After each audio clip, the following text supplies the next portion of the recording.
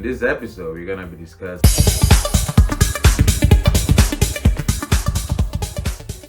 the Beehive as a focal point for Masonic meditations. The title, The Beehive as a Focal Point for Masonic Meditation, really requires us to address three major areas. First, we must define what Masonic meditation really means, at least in the scope of this video. Then, we must discuss the concept of a focal point. Then, once these two issues are resolved, we can discuss the symbolism of the beehive and how it can be used as a focal point in Masonic meditations. Since the primary focus of this video is on the beehive, we will cover Masonic meditation in an abbreviated format, as this study is a major topic on itself. So what do I mean by Masonic meditation? The short answer is meditation on Masonry. Therefore, we really have two subtopics to discuss under the heading Masonic meditation. First, what is meditation? And second, what is Masonry? Each of these topics is by nature somewhat imprecise, and many people will have different ways of approaching these topics. Broadly speaking, meditation comes in a variety of flavors, but this video will only deal with two most fundamental types. There is an empty mind approach to meditation and a concentrated mind approach. There are some that approach one of these meditations only, and most of them will say their way is the only legitimate form of meditation. Others may use both approaches depending upon their objectives. The empty mind approach seeks to empty the mind in order to enter a state of high relaxation or to become receptive. In some respect, this technique is somewhat along the lines of speak, Lord, your student listens. This task is far more difficult than might initially be supposed. The mind constantly wants to fill the void of the empty mind with stray thoughts that seem to enter of their own volition. It may take several minutes for the mind to calm down, and even then, random thoughts can intrude into the silence. There is truly a discipline required to calm the mind and keep it quiet and open. Mastering this skill can potentially help the Mason to rapidly calm the mind in crisis situations. But this approach raises the question, open the mind for what? How does the Mason know the random thought that creeps in was not a message for which he calmed and opened his mind? But one of the purposes of the open mind technique is to listen. How do we know what we are listening for and how to separate it from the noise when we hear it? Perhaps at first the goal of the new Masonic meditator is simply to clear the mind and learn to master his thoughts. As such, the Mason seeks to hear nothing. Rather, the Mason seeks mastery over both conscious and subconscious thoughts, and to be simply able to enter into the void of calm. Once this mastery is obtained, the Mason is then able to perhaps ask a question and then empty the mind to listen for the answer.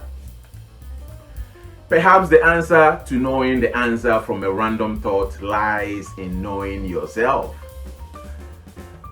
The concentrated mind approach takes a different route. Here, the Mason focuses upon a specific object or symbol and concentrates all thoughts, both conscious and subconscious, upon it. As thoughts appear in the mind, the Mason either relates them to a symbol or banishes them. The goal of this form of meditation is in two folds. First, Just like the empty mind approach, it teaches discipline, whilst the empty mind approach seeks a void. The concentrated mind seeks intense concentration upon one specific symbol. But in both cases, they seek to gain discipline and control over the mind. But why does the Mason seek to do this? The simple answer is to lead a Masonic life. The more complex answer is to lead a Masonic life. So what then is a Masonic life? Here again, the same answer is both complex and simple. I think a Masonic life is one led in accordance with the tenets of brotherly love, relief, and truth. This is at once both simple and profound. It is very simple to speak the words brotherly love, relief, truth. It is something perhaps different to completely ingrain these principles within your life, so virtually every actions and thought is in accordance with them. I think most fundamental esoteric truths are very simple, but this simplicity is deceptive. Whilst the concepts are quite simple, their mastery is difficult. By the same token, because the concepts sound so simple, it is often dismissed. That's why Jesus called it the narrow way. Very narrow, very simple, often dismissed. Perhaps this is the true meaning of the alchemist statement that, once again, the philosopher's stone is all around us, and we dismiss it because it is common. Perhaps sometimes we need to take a complex journey in order to appreciate what we find at the end. The simple may, in fact, be more complex than what at first seems complex. In order to understand the simple, perhaps we have to delve into its parts, separate them and analyze them, then put them back together again into cohesive whole. This is the alchemical process of solve et coagula. So what does this mean to Masonry and the Masonic life? Consider for a moment how we act and feel in lodge. It is such a different space, really a different mindset. When we enter the lodge, we change somewhat.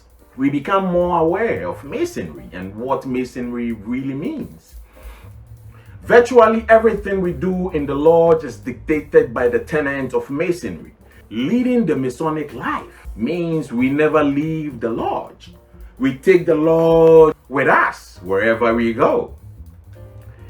In the entered apprentice degree, we are told to make use of it for the more noble and glorious purpose of divesting our heart and our consciousness of all the vices and superfluities of life, thereby fitting our minds as living stones for that spiritual building, that house not made with hands, eternal in the heavens. Perhaps what we do in Masonic meditation is to create a virtual lodge that we take with us wherever we go. The Mason builds this lodge stone by stone and dwell in it always. The Mason that masters the builder's art develops a state of consciousness that is always operative, employing the tenet of our art. Perhaps that is why the tools are called working tools. We use them to build the virtual lodge in our minds. But how do we use these tools, one may ask? The ritual tells us, at least partially, how to use them.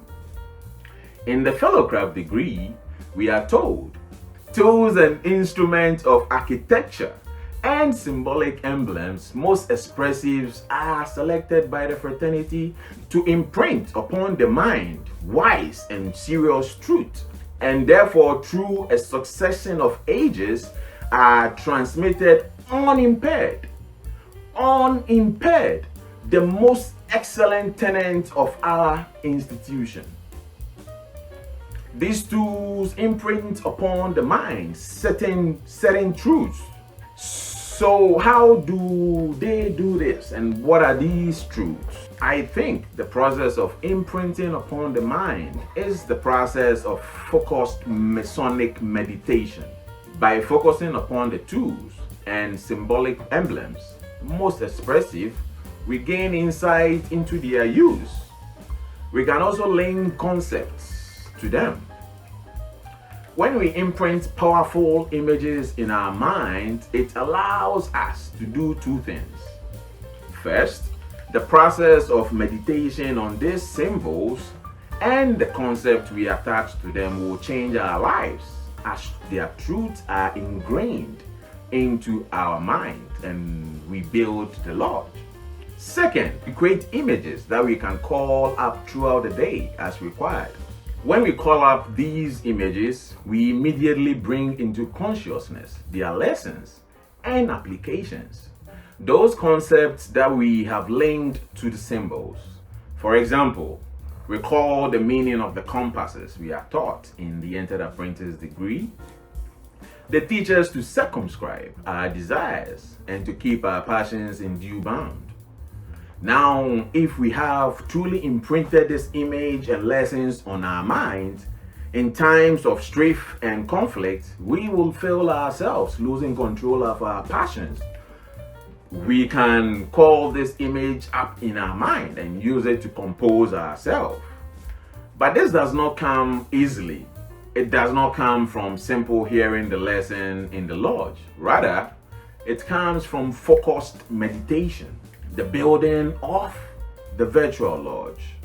Then it comes from unfocused observation of our daily lives.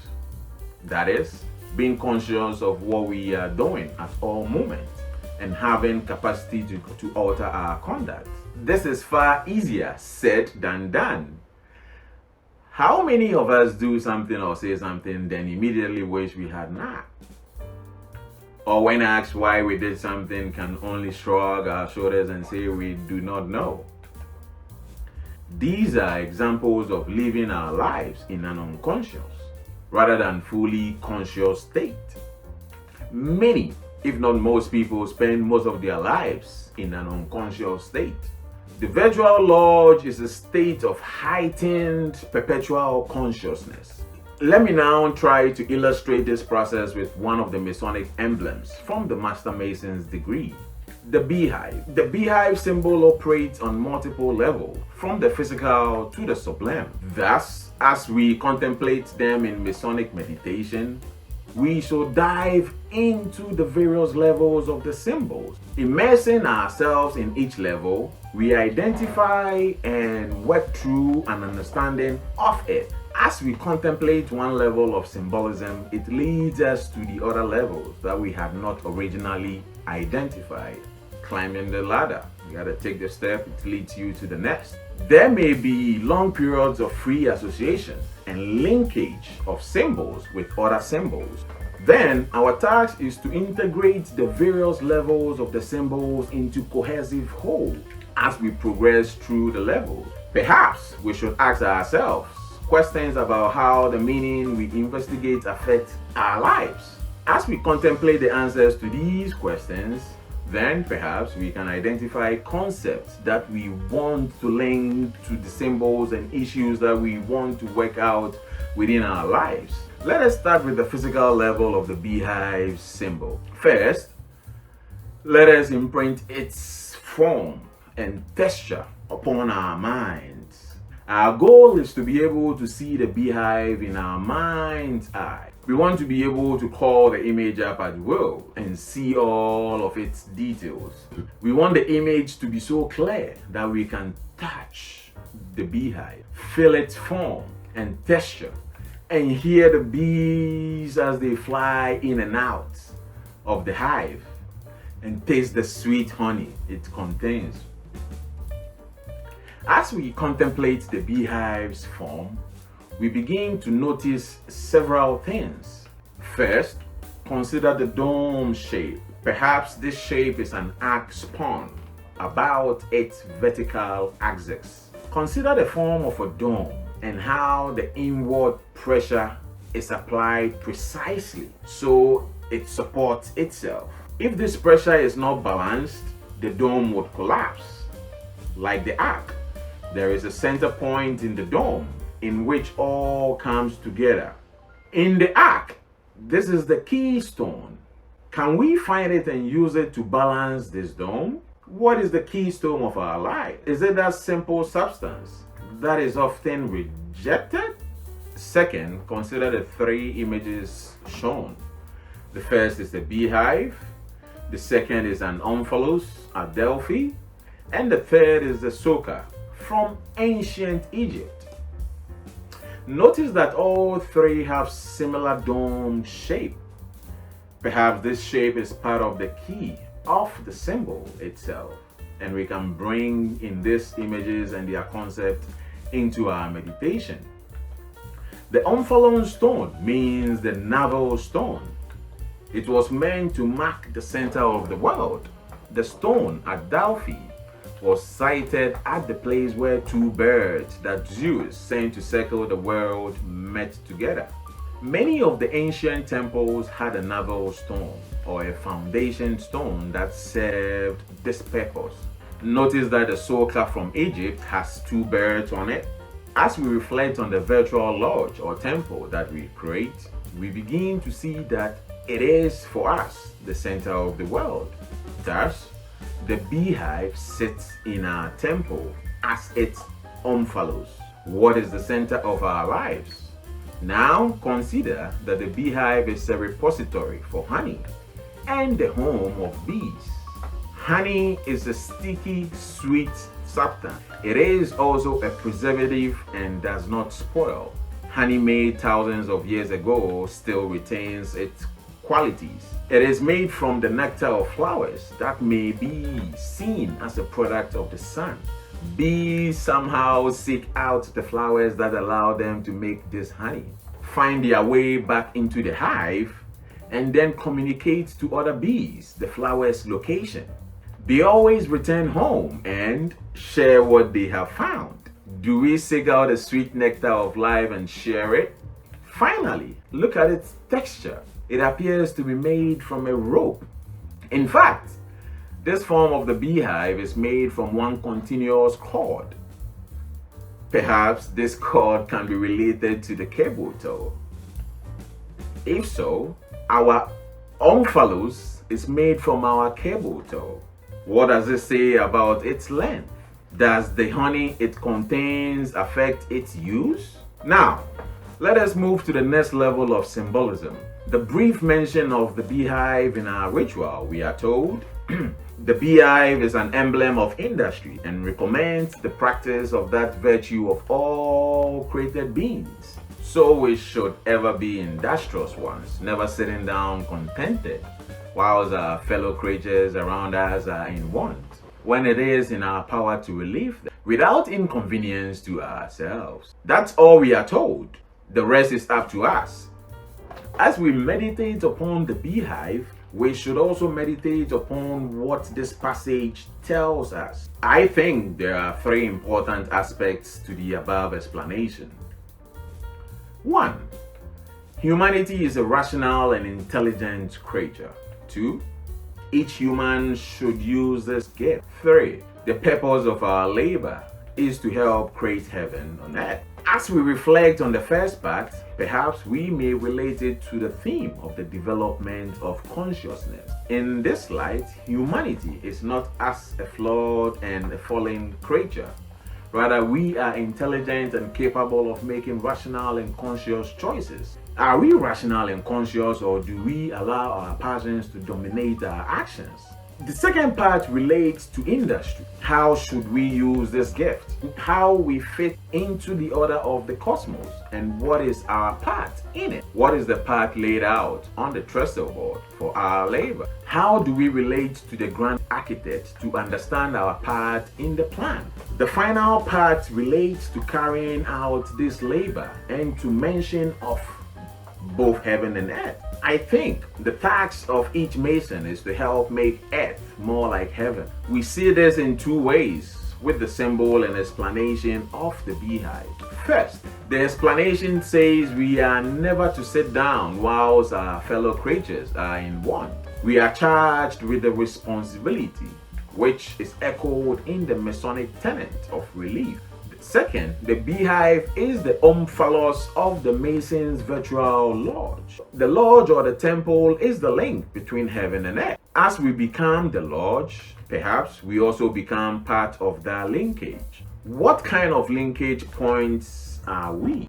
What do we communicate by? Our thoughts and our actions, or our inactions. The omphalos is the linkage between what is above and what is below. What is below as well as the center. This is also seen in the Masonic symbol of the circle with the point, bordered by two parallel perpendicular lines, and the interlocked square and compasses.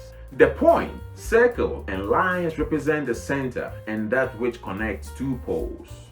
The interlocked square and compasses create a form of the vesica pistil, which traditionally has represented the linkage between above and below. The oblong diamond created by the intersection of the square and compasses is also integral to the geometry of the vesica pistil. Now, let us see if we can explore the beehive on some further levels, connecting it to other images. In the fellowcraft ritual, we are told of the three wages of a fellowcraft. In the Master Mason's ritual, we are told of the wages of a master, but they are never defined. The wages of the fellowcraft are corn, wine, and oil, but we need to ask ourselves, why these wages? Do they come from a specific source or mean anything beyond what the new fellowcraft is told? If we turn to 2 Chronicles chapter 31 in the Bible, we find these are part of the wages of the priestly class. This chapter tells us the people were to set aside the first fruits of grain, wine, and honey for the priests, so they could devote themselves to the law of the Lord. Here, we find the three wages of the fellowcraft, plus one other, honey. Why is honey left out in the fellowcraft degree? Is it somehow different than the others? The first of the wages, grain, can be likened to the body. We can see this in several mythic systems, with corn gods and other aspects of fertility. Hiram Abiff may be likened to one of these corn gods in some senses. The word used for corn in the Hebrew text is, interestingly, the word is also the name for a fish-like deity, Dagon worshipped in the ancient Middle East. The fish gods are often the givers of civilization. We can see this in Virat culture in the New World, Dagon, Ornis, Ea, and others in the Old World. The vesica piscis is the fish. Thus, in grain, we may also see a mastery of the body that is controlled over its impulses. How well do we control our impulses? The second wage, wine, can be likened perhaps to the emotions. The Hebrew word for wine used in the passage is, this word can perhaps be translated as new wine, freshly squeezed grape juice that has not been fermented yet, rather than fermented wine. This distinction is perhaps important on an esoteric level. The new wine has the potential to be wine. Likewise, since it is not fermented, it has a far lower probability of being an intoxicant. One can drink it and not lose control. Thus, with corn and new wine, we perhaps circumscribe our desires and keep our passions in due bounds. Do we control our emotions or do they control us? The third wage, oil, can perhaps be likened to knowledge or perhaps consciousness. The Hebrew word for oil can imply the meaning shrine. Here we see the concept of light. Light is, after all, what the Mason desires. If we engage in a little play with the word, which I think many exotericists do, we find something perhaps interesting. If we remove the H, we have RJY. This can have a figurative meaning of conception, thought, or mind. Thus, we may link light, which is symbolic of knowledge, and the mind symbolically to the oil.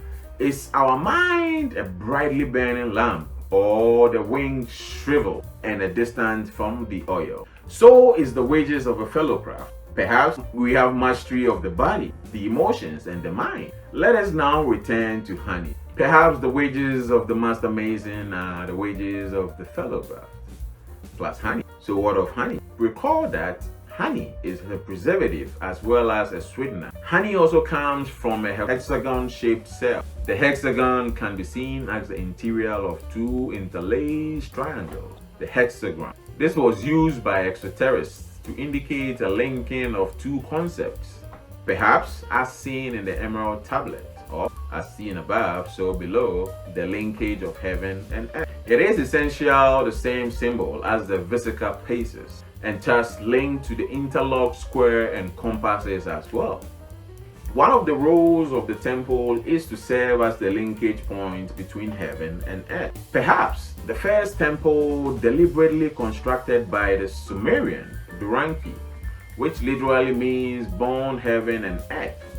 We may perhaps see in the Masonic degrees the transformation of the Mason into a temple. In that light, perhaps the symbolic payment of corn, wine, oil, and honey to the Master Mason can be interesting. The first three help to build a temple, and the last makes the Mason a priest in his own temple. Thus, perhaps honey is emblematical of the Spirit, the divine presence in us. It is this presence that makes life sweet and preserves it after death. Death is an important symbolic part of the Master Mason degree. After a symbolic death, the Master Mason is raised upon the lion's paw. So how does the beehive relate to the Master Mason degree? Perhaps an insight into the answer can be found in the Bible. In Judges chapter 14 verse 8, and he, Samson, turned aside to see the carcass of the lion, and behold, there was a swarm of bees and honey in the carcass of the lion. Both Samson and the lion are solar in nature. The name Samson is directly related to the Hebrew word for the sun, which in turn is related to the Mesopotamian solar deity, Shamash. The lion is often used as a symbol of the sun throughout many cultures. The sun is clearly important in Masonry. There is also anecdotal evidence that in many of the ancient mysteries, the candidate personified the sun. The sun was seen to die and be risen both at the end of the day and at the winter solstice. Perhaps in the death of the lion, we have the birth of something else. So what of the bee, the lion, and the rising? The bee and the lion are linked by more than just the passage from Judges. One of the key symbols of Mithraism was a lion with a bee in its mouth. In the lion degree of Mithraism, the initiate used honey to wash his hands and anoint his tongue. Porphyry, a Neoplatonic philosopher, wrote, but when the Persians, he was referring to the rites of the Mithras, but when the Persians offers honey to the guardian of fruit, they regard its preserving power as a symbol of its similitude to the divine nature. Porphyry also tells us that souls were likened to bees and says, souls are indeed the authors of all the pleasures peculiar to our nature. Some philosophers also related the soul to the bee because the bee constantly goes about the world and then returns to its home. Porphyry then explains that the priestesses of Ceres, as ministers to the Tyrian goddess, were formerly called bees, and that her daughter, Proserpine, was called miltitoad, or delicious, alluding to the sweetness of honey. He also tells us the ancient related the bee to the bull and to the moon. The bee and the honey are thus symbolic of the soul and our divine nature. This is perhaps echoed in Genesis chapter 1 verses 27. So God created man in his own image. In the image of God created he him, male and female, created he them. If so, this nature is sweet rather than bitter. and reflect our rational and intelligent nature we are told of in the Masonic explanation of the beehive. How well do we reflect that image? Is our mirror brightly polished, or is it clouded and hidden? With the references from Judges and Porphyry, we find the juxtaposition of the lion and oxen bull. The lion is the symbol of the sun, and the bull the symbol of the moon. There are two poles, perhaps reflecting the conscious and the subconscious minds. Robert H. Brown, in Stellar Theology and Masonic Astronomy, says the two pillars in Masonry are associated with the sun, Boaz, and the moon, Jachin. The bull and the moon have been represented together, often in conflict. Since ancient antiquity, they have also been paired to form gates. Perhaps the balance of conflicting forces to create a gate echoes the balance of forces inherent in the dome. If we return again, the cave of the Nymphs, Homer and Porphyry tell us the cave has two openings. The one in the north is for humanity to descend into, and the one in the south is for the immortals to ascend from. He tells us this cave is a symbol of the world and that it has two openings, one in the north through which mortals descend, and one in the south from which immortals ascend. He likens this gate to the Tropic of Cancer and Capricorn.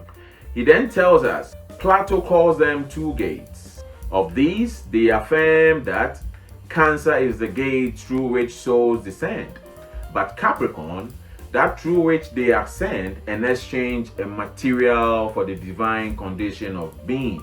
Precipi, often called the beehive as well as the manger, is located in the constellation Cancer. Here, then, we see a representation of birth in Cancer, reinforcing the image of Cancer as the symbol of birth. Perhaps the beehive then can be seen as the manger or womb of the soul. If the beehive is the omphalos of our temple, this may be an apt image. That the bee comes from the carcass of the lion in Judges perhaps tells this is the rebirth of the soul after the physical death. Let us now turn again to the symbol of the point, circle, and the two parallel perpendicular lines. The two lines, we are told in the ritual, represent the Holy Saint John. These two saints in turn represent the two solstices, which are marked by the two tropics. The circle with the point can represent the sun itself. The symbol is both the alchemical symbol for the sun and the Egyptian hieroglyph Fidelia in Jesus Christ, Son of God, rites. In Greek sacred geography, the symbol 1 represents the central omphalos. These lines can perhaps also represent competing forces within our lives that we seek to balance. Much of the imagery of the lion and bull can convey. How well do we balance the forces of our lives? Have we opened ourselves to our subconscious mind in order to know ourselves better? Now consider the directions we use in the Masonic ritual. In Masonry, we are told the north is the place of darkness. It is the reminiscence of the womb and hence of birth. The moon is its light, and the moon is linked to the menstrual cycle and hence to birth. This seems to tie to the northern entrance of the cave. The south is a place of light. The sun in the south is exalted in its glory. Perhaps this is the reborn soul ascending from the cave. We can also compare this to the Egyptian idea of the soul and rebirth, as they linked it to the sun. The sun descended into the underworld in the north. This ties in the Soka image shown above. The Soka image was associated with the Memphis necropolis and the Apis bull. In Latin, the word for bee is apis. Thus, another symbolic linkage to the bee and the bull that echoes what Pope told us. The god Ta was also associated with the Soka and was part of the triad of the Soka path Osiris. He was called the master builder and was associated with building and architecture. His wife was Skepme, the lion-headed goddess. Ta was also closely associated with man, who often can be likened as a personification of truth and justice. Thus, through an exploration of the so-called symbol, we find symbolic links to the grand architect of the universe and the Masonic tenets of justice. Were we reborn by our Master Mason rising? Has this birth created the Beehive, that is our navel stone, and balanced all the forces within our lives? Is this the birthplace and home of our soul and the source of our cable toll? Is the cable toll now different after that Master Mason degree? To complete our journey through layers of symbolism, let us return to the honey, the reason for the Beehive. Honey is sticky and sweet. It preserves and purifies. Perhaps this is an apt symbol for love, for love seems to possess these qualities as well. Let us now recall the working tools of the Master Mason, the trowel. The trowel is used to spread the cement which unites the stones of the building. The Master Mason ritual tells us this cement is symbolic of brotherly love and affection. Perhaps this cement is represented by honey, honey which is produced in the Beehive, which is the omphalos or centerpiece of our virtual lodge and the birthplace of our soul. And through the symbol of the bee, which makes the honey, we are connected to the master architect. We are perhaps the living embodiment of the temple, which joins heaven and earth. How well do we shape our lives? So we are a linkage point between heaven and earth. Does our symbolic bee seek out the flowers that it then turns into honey in the hive? What are these flowers that we use to create our honey? Perhaps it rests upon each Mason to delve in the queries of the soul and the mind, to gain self-knowledge in order to build virtual lodge and place the infamous within it. This, I think, is the purpose of Masonic meditation. We reflect upon the symbols of the craft and explore their various levels of meaning in deep meditation. As part of this process, we examine our life and how we live in it and relate to the rest of the cosmos. In this process, we learn something about both the cosmos and ourselves.